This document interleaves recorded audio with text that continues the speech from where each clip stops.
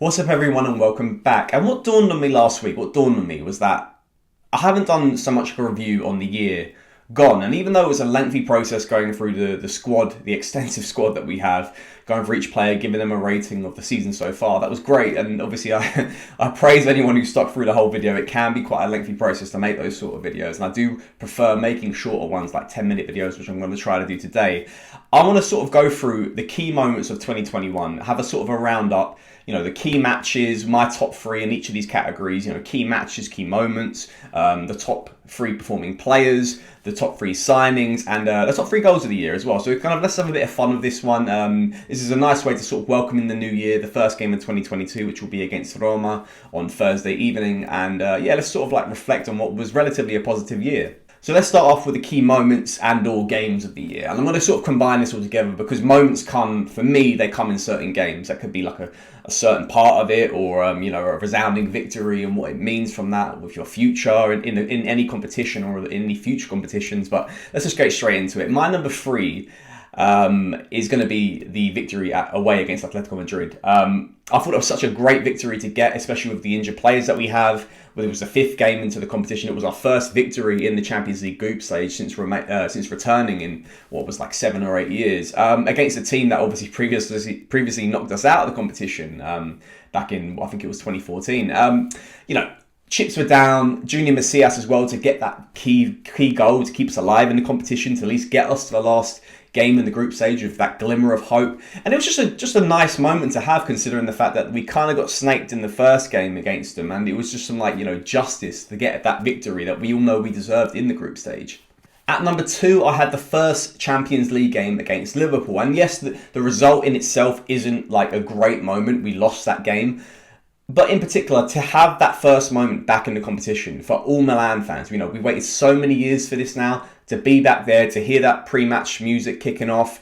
And even those 5 minutes when we took the lead in the game, it was just like ecstasy. I mean, I'm sure all of us as Milan fans, we were just enjoying that moment. We didn't really care what was going to happen in the second half. The fact that we were leading away from home at Anfield against one of the best sides in world football, as complete underdogs, and just feeling that we're back where we belong in this competition. And it was just a typifying moment of just what has been quite a successful season for us, a progressive season for us. And I just love those 5 minutes, even pre-game. Obviously, the defeat wasn't great, but at the same time, it was sort of humbled us to where we are right now in our sort of progression as a club. But at the same time, gives us that massive amount of hope that we are on the incline. And the best moment of the year has to be the victory away against Atalanta last game of the season.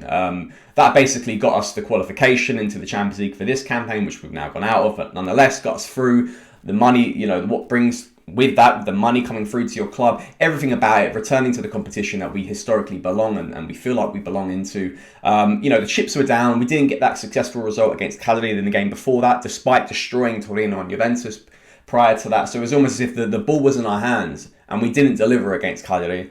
And going away from home against Atalanta, a top team, a team that had something to play for in their sort of finish in the top four, and how they placed, and historically have just destroyed us. The 5-0 victory is the first thing that comes to mind. None of us gave us a lot of hope for that fixture. There was just hope nonetheless, but it wasn't backed with any sort of historical evidence. But nonetheless, despite the injuries, despite the history in that fixture, the boys came through. Stefano and his guys with 2 penalties. Of course, we love penalties last season. That has to be the best moment of last year. It was just such a great moment to just get it through. It was everyone dug in.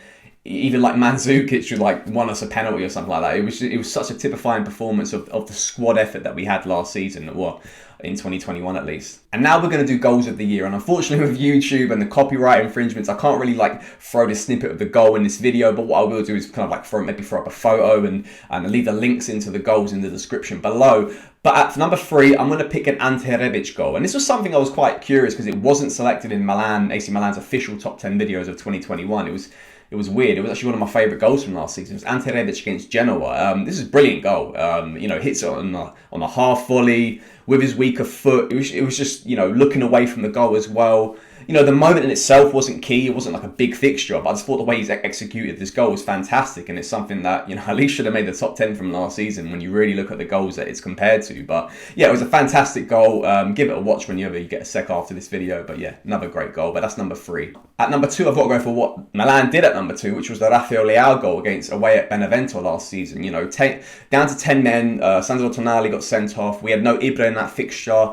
We were coming off just a bad run of form.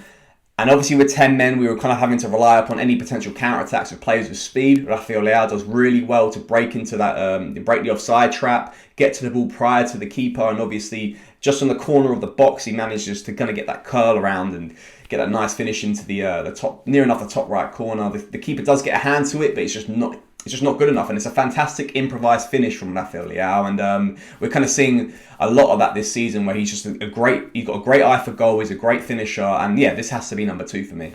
And number 1, it's number 1 in the video, it should be number 1 everywhere. It's Ante Rebic against Juventus. It has to be. The way he's shot this ball just still eludes me. I feel like it got a deflection when I watched it in real time. It didn't. It was a clean strike. I've never seen many players hit a ball like that. It was kind of like how you see it from certain free kicks. It was brilliant. The game in itself, obviously, I think Ibra just came off injured in the fixture, so it was sort of like worry that, are we going to see this out? We were 1-0 up at the time as well. He just Rebic came on for Ibra, and he just killed it off. It was fantastic. The way he shot the ball, Rebic's history with scoring against Juventus, just his sort of no F's given attitude. I loved it. It just typifies how good Ante Rebic can be, how unpredictable his finishing can be. But it was a fantastic goal, and it has to be number 1. And if you no offense, if you disagree with that being number 1 goal of 2021, then you probably need an eye test. Now we're going to go for Players of the Year. And even though I did the ratings video last week, that only kind of resembles the players' performances so far this season. Obviously, we're going to look at the whole of 2021, who stood out so far. And number 3, I've got to go for Theo Hernandez. We don't have to talk much about him. He's so brilliant at the left-back position, contributes to so many goals, so many assists. Of course, he's prone to his defensive mistakes and mishaps, but to be honest, his attacking qualities outweigh his defensive, sometimes inabilities. But I think Theo has just been brilliant. He's been the best left back in the league, one of the best left back in the world, and the fact that he's 3rd on this list means that 2 other players have been significantly better. At number 2, and despite his pending free agency looming, has to be Franck Kessie. He's not had the best of half seasons this year. That's probably why he's not number 1 anymore, but he's still contributed to 5 goals and a couple of assists so far this season. But last season, the tail end of the 2020-2021 season, he was brilliant. He was the MVP last year, 10 out of 10 performances. We've mentioned about the 2 penalties against Atalanta, contributing to, double-figure goals. It's just key moments, putting his body on the line in the corner flag against Atalanta. Just so many games where he dominated and just, killed it in the midfield battles. He was brilliant. Franck Kessie was brilliant. It is a shame if he does leave us on a free transfer or does leave in January. It looks like it's going that way, but we have to put our hands up to what has been a fantastic year for the player, and that's why he's number 2 in my ranking. And at number 1, and the reason he's number 1 for me, because from start to finish of this year, he's just been consistent. And this is why, for example, Kessie doesn't get it for me. Kessie can have a 10 for half a year, but when he drops a 6 out of 10, 6.5 out of 10 for the second half of the year, I'm going to give it to the guy who's just dropped 9 out of 10 for the whole season. That's Fikayo Tomori. Tomori has been brilliant.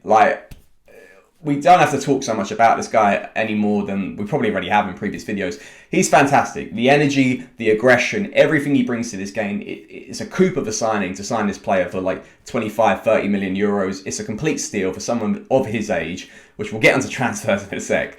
But the way he's been performing, what he symbolises, players have gone down injured, but he's been there consistently. His fitness is always on check. His mentality is always on check. He is the number 1 player for me in 2021. And lastly, we'll do signings of the year. And this one is kind of easy and it's kind of not easy at the same time, because obviously there's been a lot of signings. There's numerically a lot of signings in the last part of the year. You can talk about loan deals as well.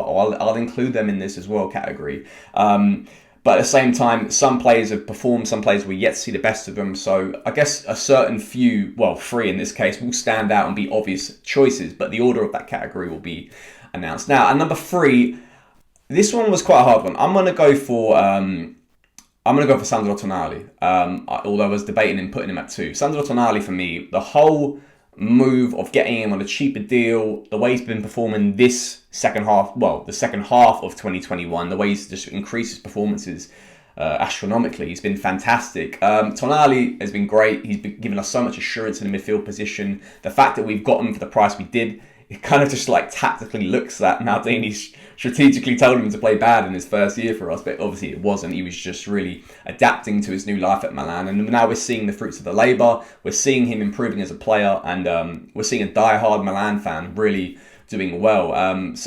Yeah, this is a tough one, but I'm going to have to put him at number 3. Now at number 2, this is the one I was sort of debating with, and that is Mignon. The reason I put him at number 2 is because the way the transfer happened and who he's replaced. When Donnarumma, obviously his contract went into the last game of the season, the day after the Atalanta fixture when we qualified for the Champions League, it was announced that Mignon was coming to join for Milan. That was big for me because that resembles a lot of balls from Maldini. That resembles a lot of character, to say that we will not be pushed around. We will not wait until after the Euros for yourself to get offers from around the world. We're not waiting for a free agent to dictate his terms.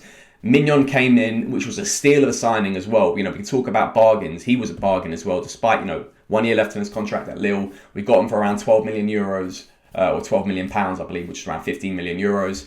It's a fantastic steal of a player. He's been brilliant so far this season, despite the fact he had that that injury, which he's kind of sped fast his recovery back from and not looked the best in December. But I still think he's a great player. 25 years old, soon to be 26. Perfect age for the goalkeeping thing. He just gives us so many assurances in the goalkeeper position where we previously had a stud. Let's not kid about it. Donnarumma is a fantastic goalkeeper. He's going to be one of the best goalkeepers. Well, he is one of the best goalkeepers in the world right now, if not the best. Probably not on form right now, but to replace him, it had to be someone of a certain caliber to give us that confidence as fans that it's going to be all right. Life goes on. We will get a replacement, and I think that's what Mike's given us that in multiple ways. And yeah, that's why I've got to put him at number 2. And number 1 is a no-brainer. Signings of the year. He was my player of the year, so he's got to be my signing of the year, and that's Fikayo Tomori. The player profile we've gone about before. It's the price tag. The price that you get, especially for English players right now. English players right now. The price tag is premium. Especially such a young one like himself, to get him around that price tag of around 25 to 30 million euros in total of the whole deal is a steal. There's a reason why Tuchel wanted him back at Chelsea, but unfortunately, the damage was done by Frank Lampard, his previous coach at Chelsea, before we agreed the sort of loan with a right to buy for a certain price. Tomori, fantastic. It's a steal of a transfer. We don't have to talk much about it, but he is number 1 in my list of transfers from 2021. So that's it, guys. We're going to wrap things up here today. A quicker one than last week to get yourselves ready for the Roma game coming up, and obviously the Venezia game before I speak to yourselves again next week. So hopefully, guys, another 2 wins. I'm really hoping, especially against the Roma fixture. And until next time, guys, Forza Milan.